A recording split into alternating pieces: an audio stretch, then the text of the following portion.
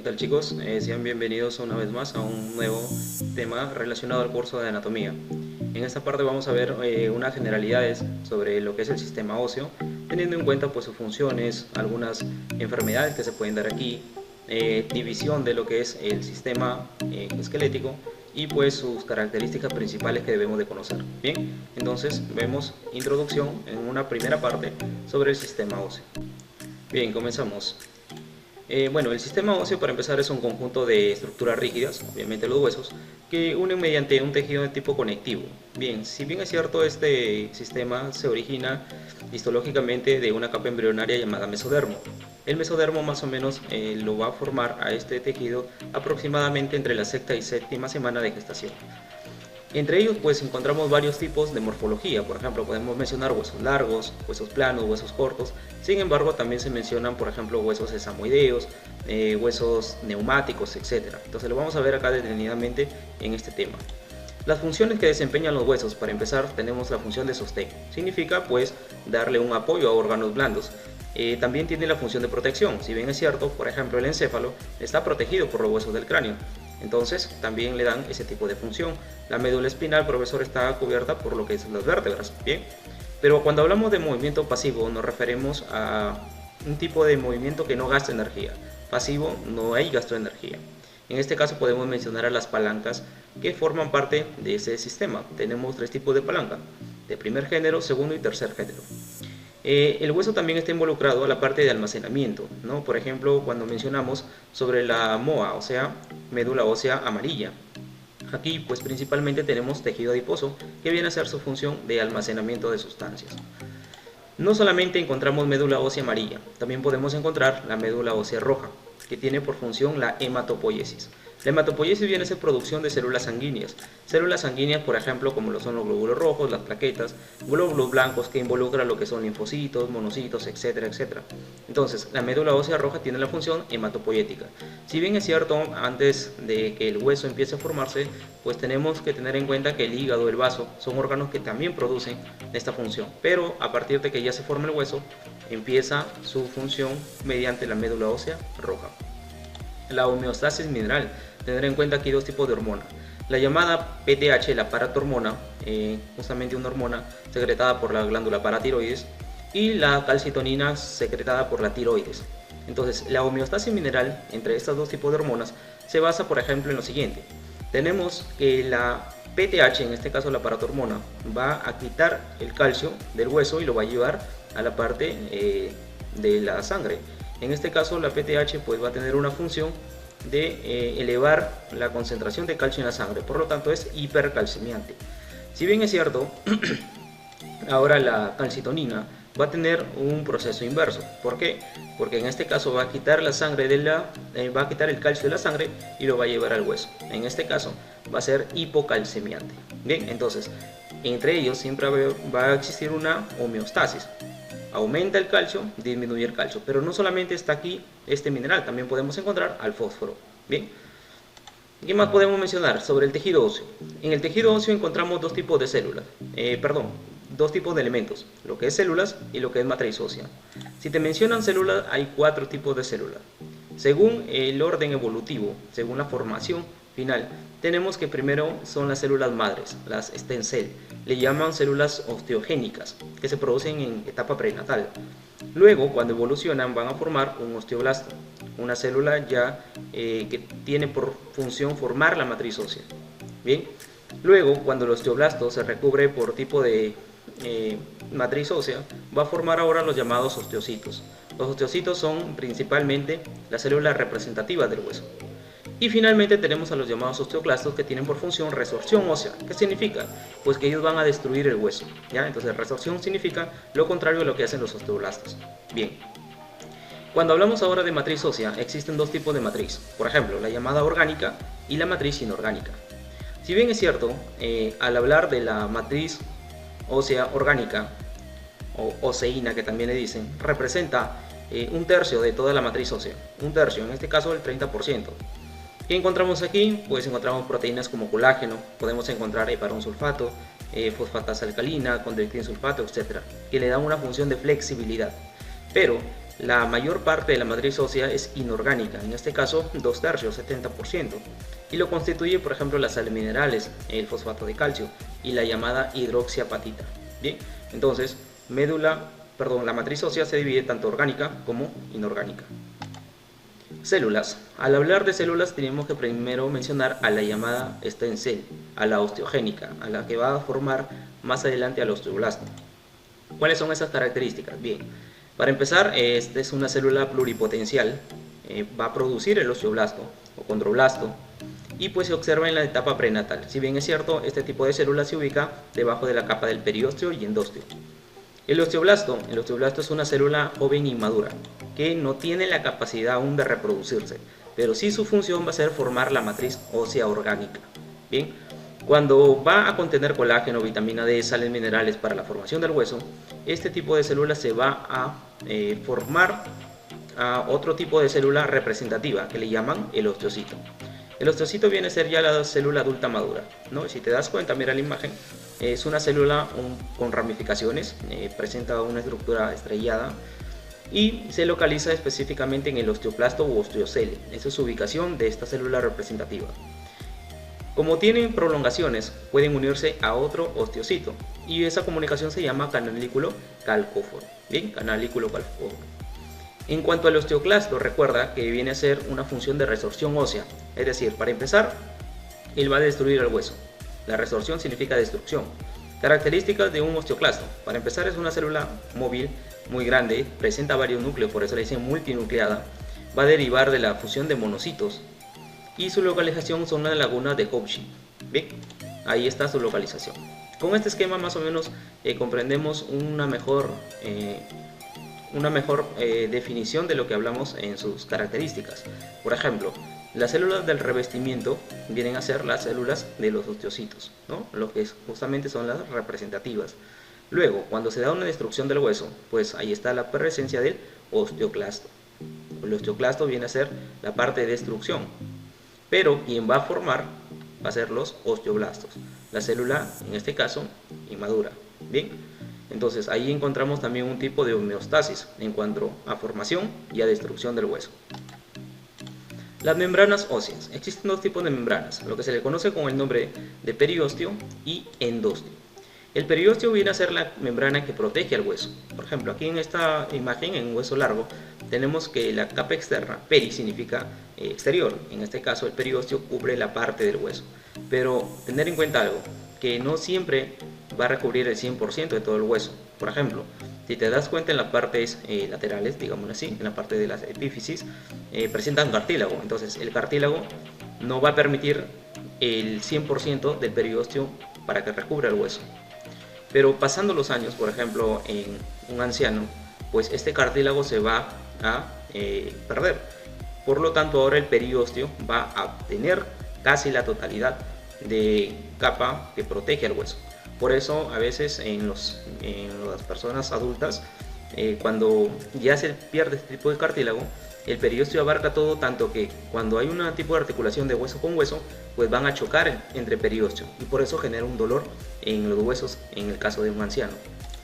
Bien, el periósteo, para empezar, es una membrana conjuntiva fibrosa que, si bien es cierto, presenta dos tipos de capas, una capa externa que es fibrosa netamente y una capa interna que es osteógena. Bien, pero en la parte interna, la membrana interna ósea se le va a llamar ahora endósteo. Y el endósteo pues es una capa de células osteoprogenitorias y osteoblastos que recubren la cavidad, en este caso medular. Bien, entonces periósteo fuera del hueso, endósteo dentro del hueso. Bien, partes de un hueso. Si bien es cierto, aquí estamos viendo lo que es un hueso largo. Entonces en un hueso largo podemos encontrar lo siguiente. La parte lateral, digámoslo así por el esquema, la parte lateral, parte terminal del hueso, recibe el nombre de epífisis, pero la parte central es diáfisis, que se constituye por tejido de tipo compacto.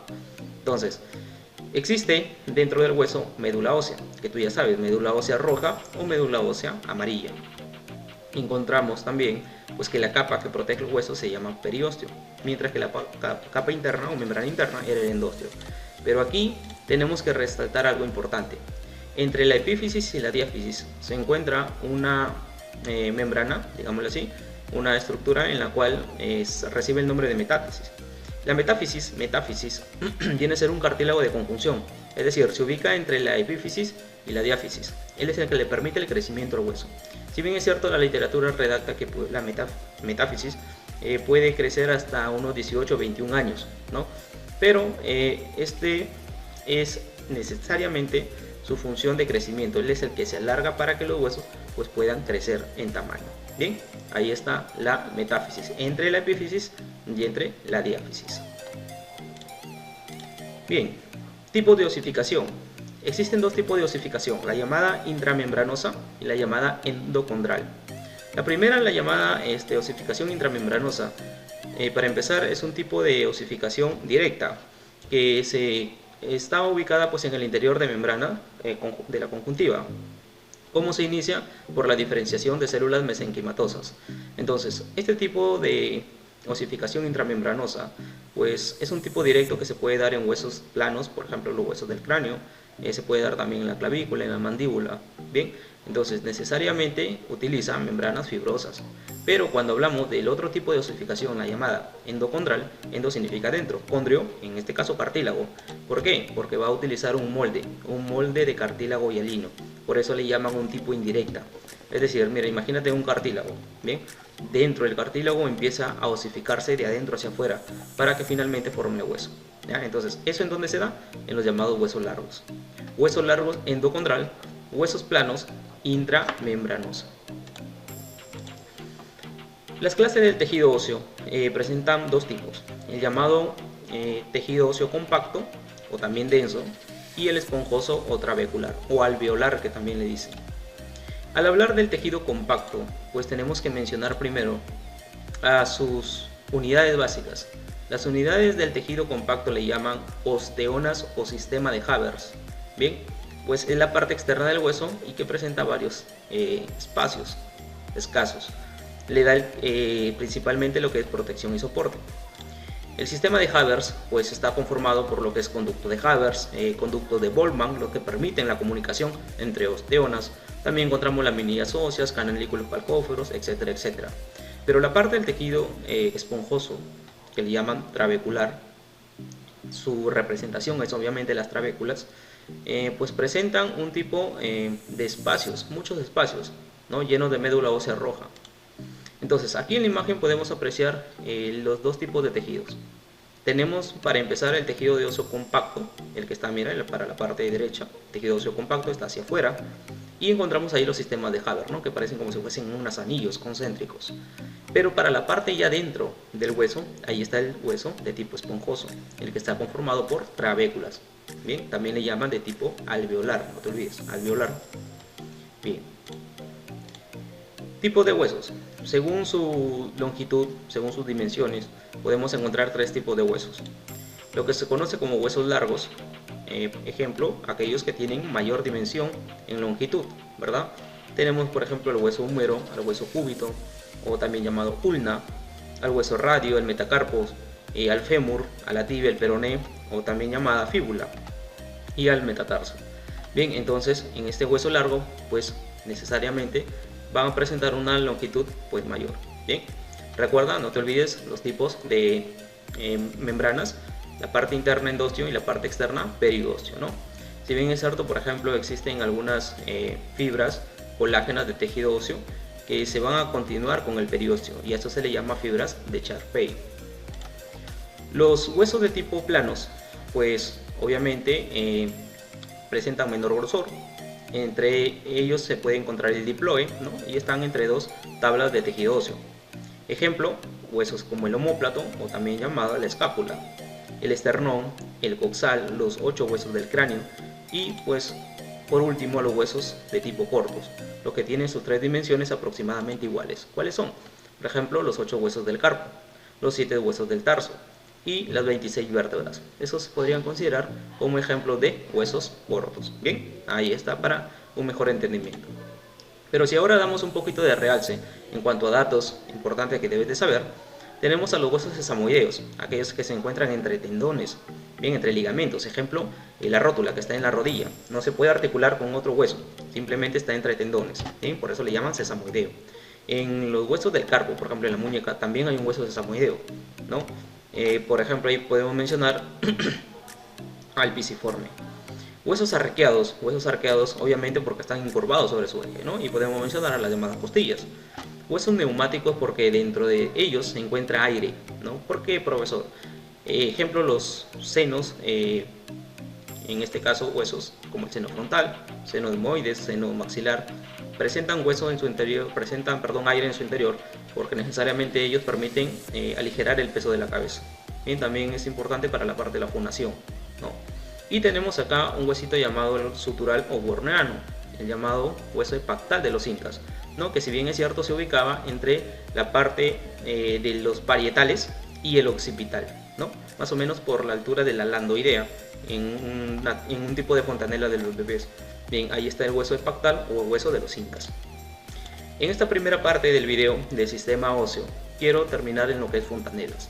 Bien, entonces en esta primera parte del sistema óseo abarcaremos lo que es fontanelas. En el otro video ya abarcaremos lo que es los huesos del cráneo en cuanto a la clasificación ya normal del todo el sistema óseo. Bien, pues acá veamos primero lo que es fontanelas. Si bien es cierto, las fontanelas son membranas pues, que están entre los huesos del cráneo. Por ejemplo, a los bebés les permite el crecimiento del encéfalo. Estos tipos de membrana les permite también la salida del bebé durante el canal del parto, porque si bien es cierto, se reduce el diámetro de la cabeza. Entonces, tienen que tener principalmente estas membranas entre los huesos. Bueno, son separaciones, menciona la literatura, que modifica el diámetro del cráneo en el parto, permite el crecimiento rápido del encéfalo durante la lactancia, ¿no? ¿Cuántos tipos de fontanelas existen? Existen 4 tipos de fontanelas. Para empezar mencionaremos a la llamada bregmática, a la fontanela mayor, lo que también recibe el nombre de mollera. Si bien es cierto, se está ubicado en la parte anterior, mayor o frontal, superior al frontal, y esta se obtura, o sea, se cierra más o menos entre los 18 a 24 meses, ¿no? A veces cuando los bebitos, por ejemplo, se ahogan, existe ese método en el cual las mamás soplan por la mollera, le soplan el cráneo, ¿no? En este caso, pues están soplando ese tipo de fontanela llamado bregmática. Bien, es la fontanela mayor. Luego encontramos una fontanela que se ubica en la parte de atrás, ¿no? Y que tiene forma de landa, de un símbolo griego. En este caso, tenemos que le llaman landoidea, que es como una Y invertida. Bueno, es una fontanela que está en la región posterior, en la región occipital, y se obtura, es decir, se cierra aproximadamente a los 2 meses. La parte de fontanela que está en la parte anterior y lateral tenemos a la llamada térica, y la térica también le dicen anterolateral o esfenoidea, ¿bien? Y se obtura a los 3 meses. Finalmente tenemos a otro tipo de fontanela que está en la parte lateral posterior, por eso le dicen posterolateral, o mastoidea, que se denomina astérica, y esta se obtura más o menos al año, o sea, a los 12 meses. Bien, entonces chicos, hasta aquí hemos hecho un resumen de lo que es primera parte del sistema óseo, esperando de que hayan comprendido, y si tuviesen alguna preguntita igual lo hacen saber pues a mi persona. Bien, entonces los esperamos para el segundo video del sistema óseo.